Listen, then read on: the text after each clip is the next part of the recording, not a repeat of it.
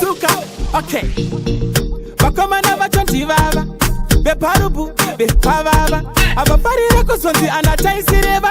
Asiva no squarera huevo, mukweva. Wavara shiguna shapakati wasunza. Asirokwa rekupisa, no punza. Anzi mastans, iwaya. Usimba ne musans. Ayaya, hans, mastans. Chokwadi mberiyo. Mastans, emtoriro. Mastans, inzakucheruka. Chiterera ndoreke taidi musharuka kuti. Mastans, chokwadi mberiyo. Mastans, emtoriro. Mastans, inzakucherukirwa.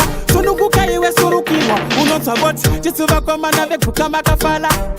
Tamukato kuka takafara. Atifu, takarara 24/7 sejuru mutara vura hepa tape no pano dabo atakwa no sara mutara sepoto ma energy saver no sara poto mutori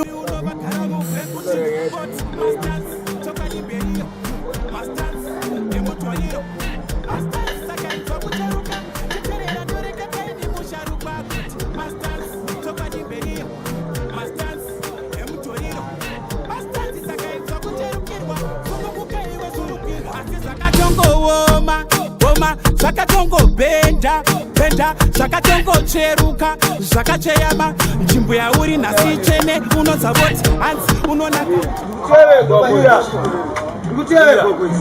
Ndikuteverwa boys, machaina boys. Ndikuteverwa boys. Ndikuteverwa machaina boys. Usapinge. Ndikuteverwa boys. Ndikuteverwa boys. Ndikuteverwa boys. Wabane ngochingo chauna acho ichi. Ndoba mwacha boys. Mwacha boys. Usapinge. Ndoba makata uone mwana wangu. Usapinge. Upurike. Waziri. Iwe chabuyo. Ure guka. Boys. Chi. Ndakachokora sasa. Wazi. Chi chokobane. Makafala. Mutoriro. Usapinge. Imakafala boys. Imakafala domo chopo. Bone ichi.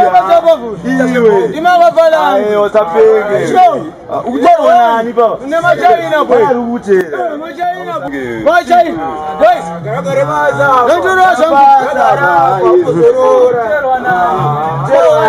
Mwana wako, mwana wako. Iwe. Ndia izizi. Aiwa. Ndia izizi. Asidiwe. Ona mtoriro Usapinge. Asidiwe. Situteke.